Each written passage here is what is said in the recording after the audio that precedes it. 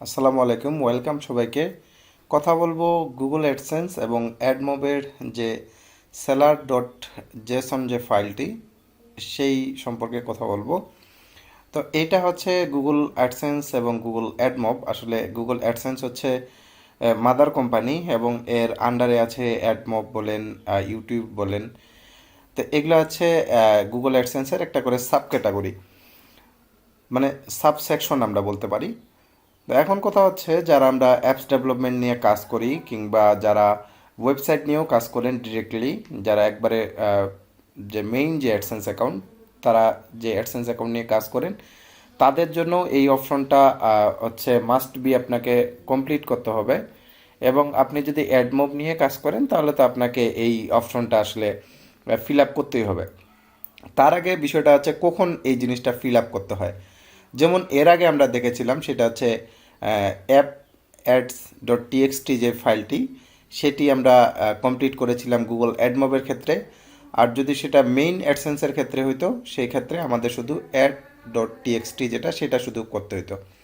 তো এখন একটা জিনিস দেখেন, এই যে সেলার ডট জেসন এই ফাইলটি, এটা আপনার সেরকমই একটা করে নোটিফিকেশন দেয়। তো সেই নোটিশটাই আমাদেরকে কমপ্লিট করতে হবে। তো এই নোটিশটা আমরা কোথায় পাবো? যখন আমাদের এই ফর্মটি ফিল আপ করতে বলবে বা এই অপশনটি আমাদেরকে ফিল করতে বলবে, তখন আমরা একটা ইমেইলে আসলে মেল পাবো। দেখুন যে গুগল অ্যাডমব থেকে একটা ইমেল এসেছে, help advertiser verify your inventory by settings your sellers dot JSON status as transparent.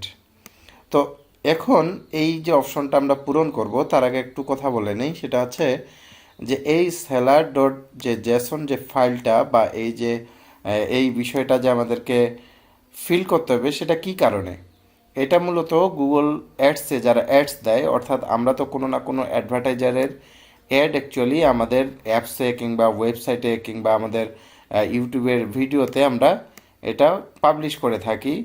তো যখন আপনি সেলার্স ডট এই যে সেলার ডট জেসন ফাইলটা যখন আপনি পূরণ করবেন, তখন এটা হচ্ছে ট্রান্সপারেন্ট হবে। অর্থাৎ আমরা বলি না যে স্বচ্ছতা থাকবে আর কি, মানে ইনভ্যালিড বা ফ্রড অ্যাক্টিভিটি হচ্ছে কি না সেই বিষয়টা গুগল আরও সুন্দরভাবে মনিটরিং করতে পারবে। যার জন্যে আপনাকে এই যে সেলার্স ডট জেসন ফাইলটা এটা আপনাকে সাবমিট করতে হবে। এখন অনেকজনই হয়তো বলতে পারেন যে এটা যদি আমি সাবমিট না করি বা এটা যদি আমার কোনোভাবে যদি ইগনোর হয়ে যায় তাহলে কি হবে? তাহলে আসলে অ্যাড লিমিট যে অপশনগুলো সেগুলো কিছুই হবে না। জাস্ট আপনার যে সিপিসি, তারপরে আপনার যে আর্নিংস, এটা মানে একবারে অনেক কমে যাবে, অনেকাংশে কমে যাবে। যেখানে আপনার $100 ইনকাম হতো এই সেলার ডট জেসন ফাইলটা কমপ্লিট করার জন্যে, না করার জন্যে আপনি হয়তো বা $20 ইনকাম করবেন। এই হচ্ছে main fact. Seller dot Jason যে ফাইলটা এটা অ্যাকচুয়ালি একটা ট্রান্সপারেন্সি অপশন গুগলের জন্যে।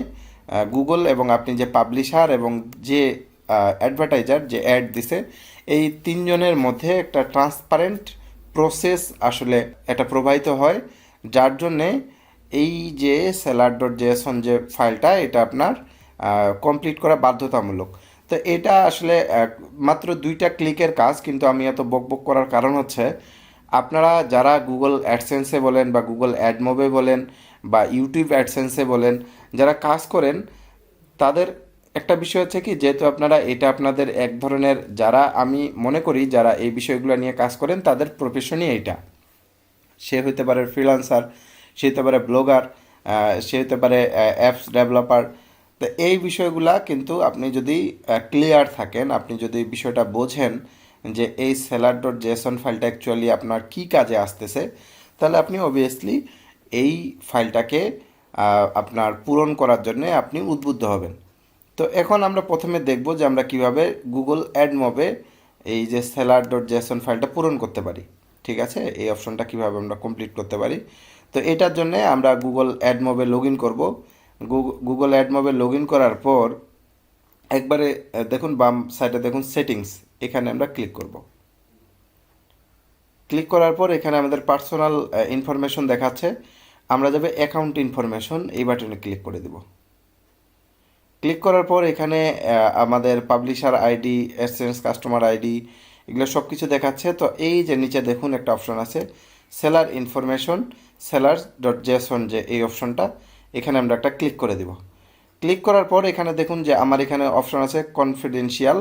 তো কনফিডেন্সিয়াল মানে আপনারা বোঝেন যে স্পর্শকাতর জিনিসপত্র। তো এইটা যদি থাকে তাহলে মানে এই অপশনটা বাই ডিফল্ট সিলেক্ট করাই থাকে। তো এই অপশনটা যদি সিলেক্ট করা থাকে সেই ক্ষেত্রে হয় কি, যেগুলা মনে করেন যে আপনার সব ডাটা হচ্ছে গুগল হাইড করে রাখে অ্যাডভার্টাইজারের কাছ থেকে। তো এতে করে অ্যাডভার্টাইজার মনে করে যে যেই পাবলিশারের আন্ডারে ক্লিক আসছে, ধরেন যদি আমার সব কিছু হিডেন থাকে, আমার যদি আইডেন্টিটি হিডেন থাকে, বা আমার ধরুন যে আমার অ্যাপসে যে ট্রাফিকগুলো আছে সেই ট্রাফিকগুলার সোর্স কিংবা আপনার ধরেন যে তার অ্যাক্টিভিটিগুলা কিন্তু অ্যাডভার্টাইজার মানে যে অ্যাড দিছে সে কিন্তু অতটা জানতে পারবে না। তো যখন জানতে পারবে না তখন গুগল সেটাকে মনে করে যে এগুলো আছে ইনভ্যালিড ট্রাফিক। যারা অ্যাডসেন্স নিয়ে কাজ করছেন, গুগল অ্যাডসেন্স নিয়ে কাজ করছেন, তারা হয়তোবা দেখছেন যে মাস শেষে একটা টাকা পয়সা কাটে নিয়ে রাখে দেয়, সেটা বলে ইনভ্যালিড ইমপ্রেশন কিংবা ইনভ্যালিড আপনার ভিজিটর, ইনভ্যালিড ট্রাফিক, এই বিষয়গুলো দেখায়। তো এটা হচ্ছে এই অপশনটার জন্য, এই যে কনফিডেন্সিয়ালের জন্য। তো আমরা যদি ট্রান্সপারেন্ট আমাদেরকে করতে হবে, এই ট্রান্সপারেন্টই করতে হবে। তো ট্রান্সপারেন্ট অপশনে ক্লিক করার পর অ্যাকচুয়ালি এখানে আমাদের ডোমেইন দিতে বলতেছে, যেহেতু আমরা এটা অ্যাডমোবে আছি, অ্যাডমোবে আমাদেরকে ডোমেইন দেওয়াটা অপশনাল। কিন্তু আমরা যদি গুগল অ্যাডসেন্সে থাকতাম তাহলে আমাদের অবশ্যই ডোমেইন নেমটা দিতে হইতো, ওটা হচ্ছে বাধ্যতামূলক। মানে মেইন অ্যাডসেন্সে যারা কাজ করে, যারা ওয়েবসাইট নিয়ে কাজ করে, তাদের কাছে এই অপশনটা দেওয়া হচ্ছে বাধ্যতামূলক। তো আমরা নেক্সটে দেখতেছি আমরা কিভাবে অ্যাডসেন্স অ্যাকাউন্টে এই আপনার seller.json ফাইলটা পূরণ করব, সেটা আমরা সেখানে দেখব। তো এটা হচ্ছে তাদের জন্য যারা গুগল অ্যাডমোব নিয়ে কাজ করেন, তাদের জন্য দেখা দিচ্ছি। কারণ আমার ভিডিও যারা দেখে তারা ম্যাক্সিমাম হচ্ছে আপনার গুগল অ্যাডমোব নিয়েই কাজ করে ম্যাক্সিমাম লোকজন এখন, যেহেতু গুগল অ্যাডমোবটা একটু ইজিয়েস্ট ওয়ে, যার জন্য ম্যাক্সিমাম লোকজন এই গুগল অ্যাডমোবটাকে ফোকাস করছে এবং এটা ইজি টু গেট অ্যাপ্রুভড, এটা ইজিলি অ্যাপ্রুভ পাওয়া যায়। এই জন্য আসলে গুগল অ্যাডমোবের যে চাহিদা বা জনপ্রিয়তা এটা দিন দিন বেড়েই চলেছে। তো এখন আমরা যেটি করব, এটা বাই ডিফল্ট কনফিডেন্সিয়াল থাকে, আমরা এখানে ট্রান্সপারেন্ট করে দেব। ট্রান্সপারেন্ট করার পর এখানে ডোমেইন অপশনে যদি আপনি চান তো আপনার মেইন ডোমেইনটা দিতে পারেন, অর্থাৎ আপনি যেই ডোমেইনটার আন্ডারে আপনার যে অ্যাপস ads.txt ফাইলটা ভেরিফাই করছিলেন, আপনি চাইলে সেই ডোমেইন নেমটা এখানে দিতে পারেন। তবে এরকম করে না, মানে www ডট এরকম করে দিতে পারবেন না, কিংবা আপনি https www এরকম করে আপনি ডোমেইন নেম লিখতে পারবেন না। ধরেন যেটা হচ্ছে domain.com, এরকম আপনি লিখতে পারবেন না। ঠিক আছে, আপনাকে কি করতে হবে, আপনাকে শুধু ডোমেইন নেমটা লিখতে হবে। ধরুন যে .com এই পর্যন্ত ঠিক আছে, এইভাবে লিখলে আপনার এটা নিবে। তো এখানে আপনি চাইলে আপনার বললাম যেটা যেই ওয়েবসাইটের আন্ডারে আপনি এটার অ্যাপস ads.txt যে ফাইলটা আপনি ভেরিফাই করছিলেন, আপনি চাইলে সেই ডোমেইনটা এখানে দিতে পারেন। তো এটা অপশনাল, আমরা সেটা দিচ্ছি না, জাস্ট সিম্পলি ক্লিক করতেছি সেভ। তো এই যে ট্রান্সপারেন্ট হয়ে গেল, এটাই হচ্ছে মূলত সেলার ইনফরমেশন seller.json যে ফাইলটা, সেটা অ্যাড মোবে পূরণ করার প্রসেস। ঠিক আছে, তো এখন আমরা দেখব যে আমরা ওয়েবসাইটের ক্ষেত্রে কি হয়। ঠিক আছে, এটা আমি মিনিমাইজ করে দিচ্ছি। তো এই হচ্ছে মূলত, এটা হচ্ছে আরেকটা অ্যাডসেন্স অ্যাকাউন্ট, এটা হচ্ছে গুগল অ্যাডসেন্স। আপনি দেখতে পাচ্ছেন যে উপরে লোগোটা গুগল অ্যাডসেন্স, এটা হচ্ছে ডিরেক্ট, এটা হচ্ছে ওয়েবসাইটের আন্ডারে চলে। এখন আমরা যেটি করব সেটি হচ্ছে এইটার এটার যে আমাদের আপনার সেলার ডট জেসন যে ফাইলটা, সেটা কোথায়, সেটা কিন্তু এখানে দেখুন গুগল অ্যাডমোবে কিন্তু সেটিংস অপশন ছিল, কিন্তু এখানে এই অ্যাডসেন্সে কিন্তু সেটিংস অপশন নাই। আমাদের এটার জন্য করতে হবে যে অ্যাকাউন্টস এই বাটনটাতে ক্লিক করতে হবে। ক্লিক করার পর আপনি দেখুন ডিরেক্ট এই যে পার্সোনাল ইনফরমেশন বাই ডিফল্ট এখানে সিলেক্ট করাই আছে, অ্যাকাউন্ট সেটিংসের আন্ডারে আছে অ্যাকাউন্ট ইনফরমেশন। তো এখানে আমরা ক্লিক করব, বা এটা বাই ডিফল্ট এখানে সিলেক্ট করা আছে, যদি পার্সোনাল সেটিংসে থাকতো তাহলে আমরা ডিরেক্টলি যে অ্যাকাউন্ট ইনফরমেশন এই বাটনে ক্লিক করে দিতাম।